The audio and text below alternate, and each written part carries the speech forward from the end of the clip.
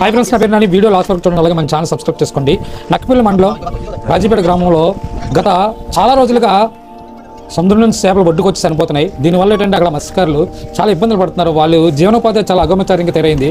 దీనికి మొత్తం కారణం ఒకటే, అక్కడ ఉన్న హెట్రో కానీ, అరబిందో కానీ, డెక్కన్ కానీ, దివిస్, ఇవి ఈ 4 ఫార్మాసిటీలు ఆ రాజీపేట గ్రామానికి పూర్తిగా నాశనం చేసేవని చెప్పొచ్చు. కలుషితమైన వ్యర్థ జలాలన్నీ సముద్రంలోకి వదిలేయడం వల్ల ఆ కాలుష్యం వల్ల చేపలు అయితే చనిపోతున్నాయి. ఇంకొక విషయం ఏంటంటే మేము చెప్పవలసింది, ఇక్కడ ఎవరైనా అంటే ఒకవేళ చేపలు పడి మార్కెట్కి తీసుకెళ్ళిన రాజీపేట వాస్తవ్యుల దగ్గర కొనడానికి ఎవరు ముందుకు రావట్లేదు. ఎందుకంటే అవి పూర్తిగా కలుషితమైపోయిన చేపగా వాళ్ళు ఈ డ్రగ్స్ కంపెనీ వల్ల ఎవరు ప్రజలు కూడా కొనట్లేదు. ఇక్కడ ఉన్న మత్స్యకారులు చాలా ఇబ్బందులు పడుతున్నారు. రీసెంట్గా చూస్తే కొన్ని చేపలు ఒడ్డుకొచ్చి చనిపోయాయి. దీనిపై అక్కడ ఉన్న వైసీపీ నాయకులు కానీ, జనసేన నాయకులు కానీ ఆల్రెడీ ఫిర్యాదు చేశారు. దీనిపై పవన్ కళ్యాణ్ గారు, అనిత గారు కూడా స్పందించారు. వెంటనే దీన్ని